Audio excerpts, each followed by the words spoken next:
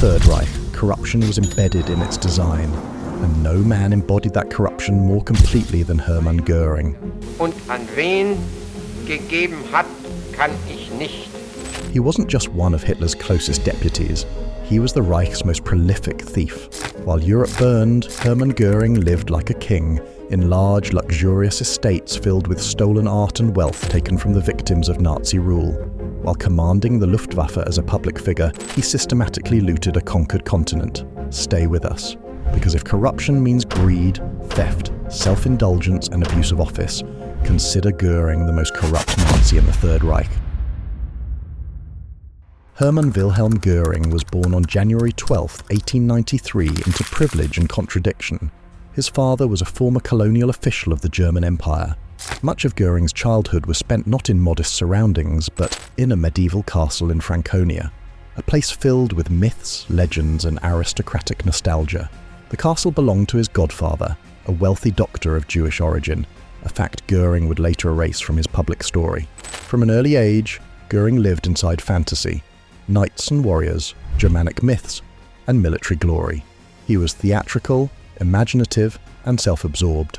His mother once predicted he would become either a great man or a great criminal. She was right. World War I gave Göring exactly what he craved: status, attention, and validation. He began the war in the infantry, but soon transferred to aviation, the most glamorous arm of the German military. There, he found fame. As a fighter pilot, Göring was credited with shooting down 22 enemy aircraft. He received Germany's highest military honor, the Pour le Mérite, and in 1918 succeeded Manfred von Richthofen as commander of the famed flying circus. But the war ended in humiliation. Germany lost. The empire collapsed. Göring's identity, built on victory and admiration, shattered. The defeat did not humble him. It embittered him. After the war, Germany was forbidden from having an air force. Göring, unwilling to accept civilian life, drifted across Europe working as a pilot in Sweden. There, he met Karin von Kantzow, a wealthy aristocrat who had become his first wife. Through her money and status, Göring was able to sustain a lifestyle beyond what his own earnings could reliably support, a pattern that would define his life. In early 1922, Göring returned to Germany and settled in Munich. Later that year, he attended a political speech by Adolf Hitler. The encounter proved decisive. Hitler was impressed by Göring's war hero status and social connections. Göring was captivated by Hitler's certainty and promise of national revival. Within months, Göring joined the Nazi movement, offering his reputation and ambition to a cause that would soon consume him. After being wounded during the failed Beer Hall Putsch in 1923, Hermann Goering was treated with morphine. The treatment became an addiction, contributing to a severe psychological crisis. He was hospitalized primarily in Austria and later lived in Sweden, where doctors described him as mentally unstable, paranoid, and severely dependent. During this period, he was largely absent from German politics. When Adolf Hitler was released from prison in late 1924 and rebuilt the Nazi Party through legal means, Göring remained sidelined. He would only gradually re-enter Hitler's inner circle following his recovery and political rehabilitation in the late 1920s. Göring had three things the Nazi Party desperately needed: a war hero's reputation, connections to elite society, and a talent for self-promotion. Hitler appointed him to command SA units in Berlin during the early years, then used him as a bridge to conservative elites, industrialists, and aristocrats. When the Nazis came to power in 1933, Göring was rewarded immediately. Minister-President of Prussia, head of the Prussian Interior Ministry, and founder of the Gestapo in Prussia. From the beginning, Göring used power not for governance, but for domination and enrichment. Political opponents were crushed. Property was seized. Loyalty was rewarded with access. Corruption was no longer hidden. It was institutionalized. Göring played a key role in transforming Germany into a police state. Under his authority, the Gestapo was established in Prussia, civil liberties were suspended, and early concentration camps began to appear. But Göring was not interested in daily administration. He increasingly delegated the machinery of terror to Heinrich Himmler and Reinhard Heydrich, while focusing on status and spoils. He lived extravagantly. He dressed flamboyantly. He demanded admiration. In 1934, during the Night of the Long Knives, Göring helped orchestrate the purge of the SA leadership, eliminating rivals and proving his loyalty to Hitler through violence.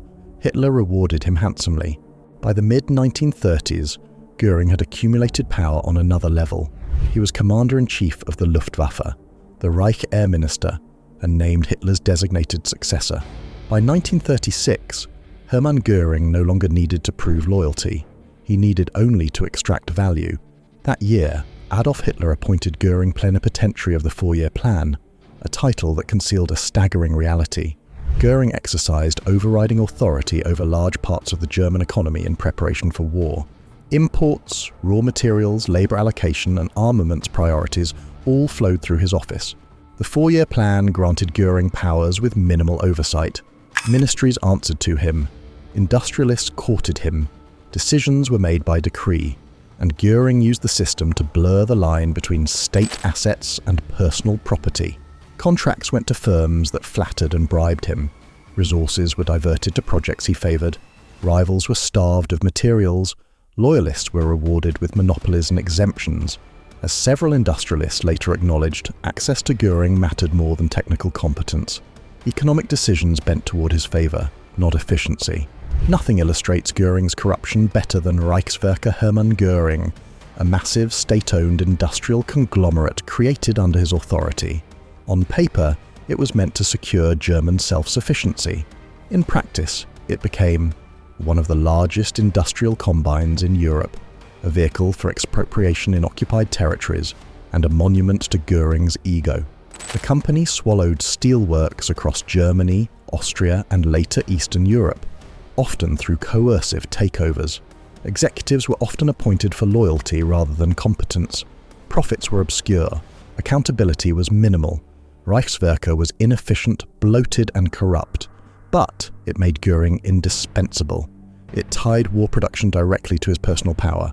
War, for Göring, was more than strategy. It was business. Göring's corruption reached a new level during Kristallnacht in November 1938. As synagogues burned and Jewish businesses were destroyed, Göring convened a meeting, not to stop the violence, but to monetize it. His decisions were chillingly transactional. Jews were collectively fined 1 billion Reichsmarks. Insurance payouts were confiscated by the state. Businesses were Aryanized at fire sale prices. Property was seized and redistributed. Göring was explicit. The goal was economic elimination. This was not spontaneous anti-Semitism. It was bureaucratic looting. Terror created opportunity. Opportunity created profit. Göring kept his name on the paperwork, not the violence. His power was exercised through memos. While Germans faced rationing, Göring built Karinhall, a vast estate north of Berlin named after his late wife, Karin. Karinhall was not a home, it was a museum of theft. Inside were old master paintings, tapestries and sculptures, rare manuscripts and furniture. Much of it was looted from Jewish collectors and museums across occupied Europe, especially France and the Netherlands. Göring treated Paris like a personal showroom. Works by Rubens, Cranach, Velasquez and other Dutch masters were selected by his agents. Prices were dictated, not negotiated. Resistance could mean imprisonment, or worse. Art historians later described the process as shopping conducted under extreme coercion. For Göring, collecting was addictive. Each acquisition affirmed status, power, and immortality. He even planned a Hermann Goering museum, a shrine to himself built from stolen culture. As commander-in-chief of the Luftwaffe, Göring increasingly turned Germany's air force into a prestige project, rather than a fighting machine. He favoured impressive parades over logistics, loyalty over expertise, and promises over preparation. Budgets expanded, but resources were misallocated. Warnings were ignored. Technological gaps were downplayed. Göring assured Hitler that the Luftwaffe could prevent British evacuations at Dunkirk, win the Battle of Britain, and supply encircled armies by air. Each promise failed, and each failure was deflected downward. Subordinates were blamed, engineers scapegoated, reality denied. Göring's corruption here was not theft alone, it was self-deception elevated to policy. His need to appear indispensable overrode military truth. While pilots died and cities burned, Göring hunted, filmed private movies, and hosted banquets. He styled himself a Renaissance man, cultured, jovial, above the grime of war. But this was abuse of office at its most grotesque. Excess amid destruction, luxury amid mass death, and detachment amid responsibility.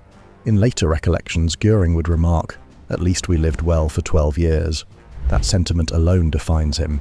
Unlike ideologues such as Himmler, Göring did not obsess over racial purity. Unlike propagandists such as Goebbels, he did not live for belief. His loyalty was to comfort, power, and indulgence. This made him especially dangerous, because he demonstrated that genocide could be exploited for profit, that tyranny could be indulged in, that corruption could be normalized at the highest levels of the state. By the eve of war, Göring had transformed himself from war hero into a parasite king, feeding on conquest, repression, and theft. And the worst was still to come. By 1939, abuse of power had followed Hermann Goering beyond Germany's borders. War turned his domestic excesses into continental-scale plunder. Conquest meant access. Access meant extraction. And Göring understood this better than anyone in the Nazi hierarchy. As German forces swept across Poland, the Low Countries and France, Göring moved quickly to position himself at the centre of occupation economics. He did not govern territory directly. He harvested it. Factories, mines, forests and railways, anything of value, could be seized under the logic of war necessity. Göring's four-year plan offices coordinated the process, ensuring that raw materials were diverted to German industry, profits flowed through opaque channels, local elites who cooperated were rewarded, and those who resisted were dispossessed. Occupation policy fused state power with predation. Göring's authority blurred the boundary between requisition and personal enrichment, and his own interests were never forgotten. Nowhere was this clearer than in France. Paris, rich in museums and private collections, became Göring's private hunting ground. Special units catalogued Jewish-owned art. Göring's agents compiled lists, arranged viewings, and shipped selected works east. He visited Paris himself, touring seized collections like a buyer inspecting inventory. Prices were nominal, consent irrelevant. The process followed a pattern. Jewish owners were forced to sell. Payment, if any, went into blocked accounts. Transport was arranged by the state, and Göring made the final selections for his collection. This was large-scale white-collar theft under military protection. Entire cultural histories were stripped from families who would later be deported to camps in the Nazi system. As the war expanded, Göring's abuse of power extended into human exploitation. Millions of forced labourers, Poles, Soviets, Jews, French and others, were dragged into Germany or compelled to work under occupation. Göring's economic apparatus treated human beings as raw material to be allocated for production. Workers were underfed, overworked, punished brutally, and replaced easily. For Jewish labourers in particular, exploitation was often inseparable from annihilation. They were worked until exhaustion, starvation or death, then replaced. Profit trumped survival, and Göring, who controlled armaments priorities, approved a system he knew accepted mass death as its cost. Here, abuse of power took its deadliest form, people reduced to expendable assets. Göring's role in the Holocaust was not ideological leadership, but administrative authorization. In July 1941, he signed a directive empowering Reinhard Heydrich to prepare an overall solution to the Jewish question across Europe. The wording was bureaucratic. The intent was systematic elimination carried out through terror. By then, mass shootings by the Einsatzgruppen were already underway in the east. Göring received reports. He did not object. Instead, he focused on coordination of property confiscation, economic Aryanization and deportation logistics. For Göring, genocide followed a sequence. Strip Jews of wealth, remove them from society, deport them and erase responsibility. Throughout this period, Göring remained insulated from consequence. At Karen Hall, banquets continued. New artworks arrived, hunting parties were filmed. While Europe bled, Göring curated a fantasy of aristocratic splendor. His addiction persisted, shifting from morphine to other drugs. His weight ballooned, his judgment dulled. Göring's greatest crime may not have been theft or indulgence, but example. He demonstrated that, power could be abused openly. Wealth could be extracted without shame. Murder could coexist with luxury. Responsibility could always be deflected. This poisoned the entire regime. If Hitler was the source of authority, Göring was proof that authority could be monetized. In occupied Poland, Göring's economic machinery operated alongside terror. Jewish ghettos were stripped of labor, food, and assets. German administrators reported upward. Göring's offices set priorities and approved expropriation through bureaucratic channels. Ghettos became holding pens, useful until emptied. When deportations to extermination camps began, Göring's concerns were not moral or humanitarian, but logistical: how to transfer property, reassign factories, and redistribute housing. Death created vacancies. Vacancies created opportunity. This was plunder, operating at an industrial scale. By 1940, Hermann Goering stood at the height of his power. He was Reichsmarschall, commander of the Luftwaffe, widely regarded as Hitler's designated successor and the most decorated man in Nazi Germany. He was also catastrophically unfit for the responsibilities he claimed. Corruption does not merely steal resources, it distorts reality. And nowhere was that distortion more fatal than in Göring's conduct of the war. Göring did not build the Luftwaffe as a balanced fighting force. He shaped it around image, loyalty, and personal prestige. He demanded impressive aircraft reveals and optimistic production claims. He punished dissent. Officers who questioned strategy were sidelined. Engineers who raised concerns were ignored. Honest assessments were dismissed as defeatism. The Luftwaffe became an echo chamber. Göring told Hitler what Hitler wanted to hear, and came to believe it himself. In May 1940, with Allied forces trapped at Dunkirk, Göring assured Adolf Hitler that the Luftwaffe alone could destroy the retreating armies. It was a boast rooted in ego, not intelligence. The result: 338,000 Allied troops escaped. Britain lived to fight on. Germany squandered its best opportunity to end the war early. Göring blamed the weather, then the pilots, then his commanders, never himself. During the invasion of the Netherlands, the Luftwaffe devastated Rotterdam, even as negotiations for surrender were underway. The bombing shocked Europe and reinforced Germany's image as ruthless. Militarily, it was unnecessary to secure victory. This was terror mistaken for strategy, destruction used to compel submission rather than guide sound judgment. The Battle of Britain was Göring's decisive test, and his greatest failure. He assured Hitler that air superiority could be achieved quickly, that the RAF could be broken, and that Britain would be left exposed to invasion. Instead, German losses mounted, British radar and command systems held, fighter pilots burned out faster than they could be replaced. As the Battle of Britain slipped beyond reach, the air war mutated into the Blitz. From September 1940 through the spring of 1941, the Luftwaffe, under Hermann Goering's command, pounded London and other British cities night after night. Civilians and industrial targets were deliberately bombed. The goal was no longer air superiority but morale collapse. Civilian suffering was immense, but Britain endured. The Royal Air Force remained intact and invasion grew impossible. The Luftwaffe had failed. After the Battle of Britain, Göring increasingly withdrew from active leadership. He hunted, he travelled, he collected stolen art.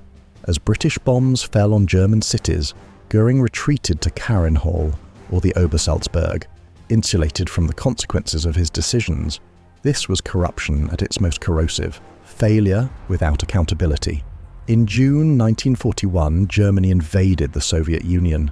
Göring again assured Hitler of the impossible: rapid victory, overwhelming air superiority, and resources sufficient to sustain the campaign. None existed.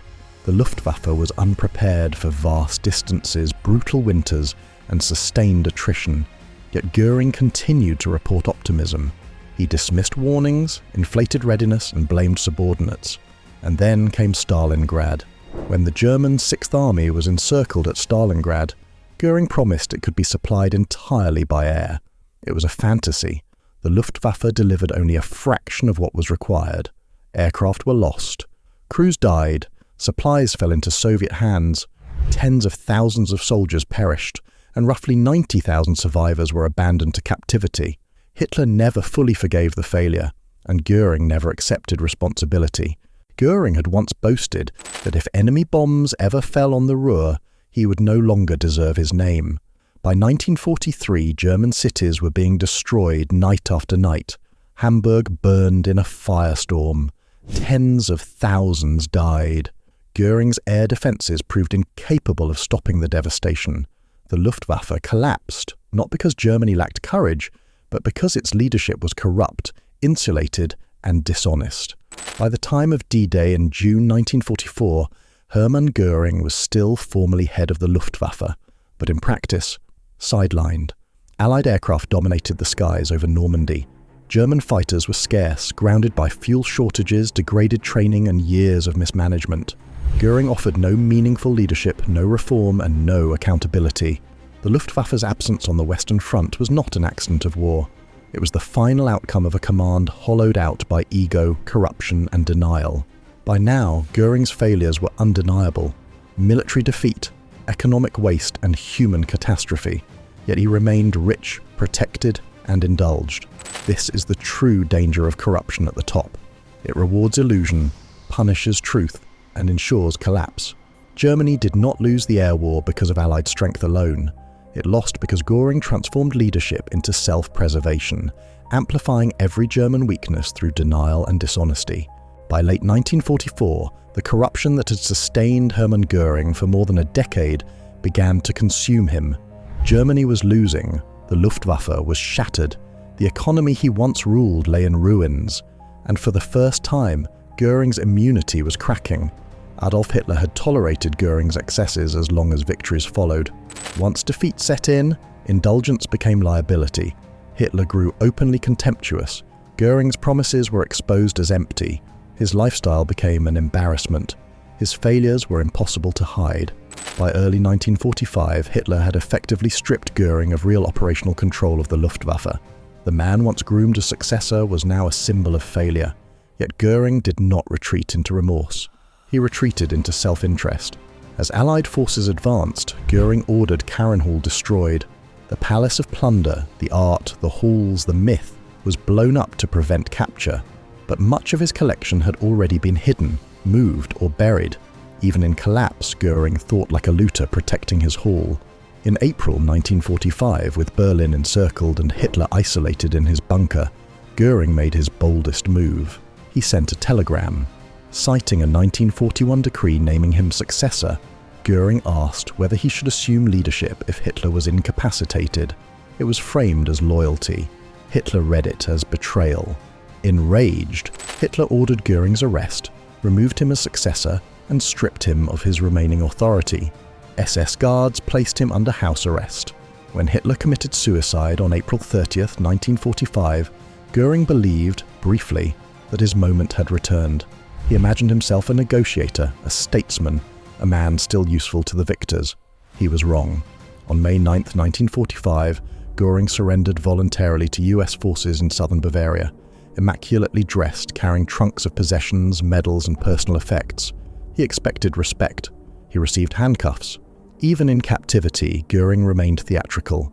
He held informal press conferences, claimed ignorance of mass murder, blamed Heinrich Himmler and subordinates, and cast himself as a misunderstood patriot. He never denied corruption.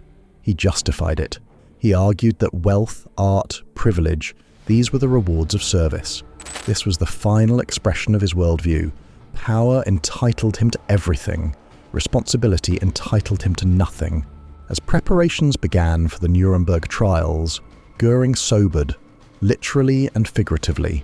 He was detoxed. He lost weight. His confidence and charisma returned. In prison, he dominated conversations, mocked fellow defendants, and meticulously prepared his defense. He still believed he could outmaneuver justice. In November 1945, Hermann Goering entered the courtroom at the Nuremberg trials as the highest-ranking Nazi defendant still alive. He was confident, he was articulate, he was unrepentant, and for the first time he was trapped in a system he could not corrupt. From the first day, Göring treated the trial as a stage. He sparred verbally with prosecutors, mocked lesser defendants, and recast himself as a statesman who had merely served Germany. He denied knowledge of extermination camps, minimized his directives, and deflected responsibility onto subordinates, especially Heinrich Himmler and Reinhard Heydrich. But documents did not forget. Memos bore his signature. Directives traced back to his office. Testimony exposed the machinery he had authorized. When films of the camps were shown, Göring did not apologize. He rationalized. This was corruption stripped bare, intelligence used to evade, charisma used to mislead, power habits carried into captivity. Göring was charged on all 4 counts. 1. Conspiracy to commit crimes against peace. 2. Crimes against peace. 3. War crimes. 4. Crimes against humanity. Unlike some defendants, he was guilty on every count, as an enabler, organizer, and profiteer. The prosecution showed how. He built an economic empire through expropriation. He authorized the dispossession of Jews across Europe. He oversaw forced labor and industrial plunder. He lied systematically about military readiness. And he used war to enrich himself personally. His corruption was the central governing principle of how he exercised his power. On October 1st, 1946, the tribunal delivered its judgment. Hermann Goering was sentenced to death by hanging. For a man obsessed with status, image and control, it was the ultimate humiliation, and Göring refused to accept it. On the night before his execution, Göring swallowed a cyanide capsule smuggled into his cell. How he obtained it remains debated. What matters is why he used it. Göring denied the Allies the final act of punishment. He chose his own end. He avoided the public reckoning of the gallows. Even in death, corruption shaped his choice. Control mattered more than accountability. Many Nazis were more fanatical. Many were more brutal. Some were more efficient killers. But Hermann Goering was uniquely corrupt because he fused every form of corruption into one life: financial, political, moral, institutional, and psychological. He proved that Nazism was not just ideology, it was opportunity. Opportunity for theft, opportunity for indulgence, opportunity for power without consequence. Göring did not die believing he was evil. He died believing he was entitled. That belief, more than hatred, more than ideology, is what makes corruption so lethal, because it allows a man to watch the world burn and still ask what he deserves in return.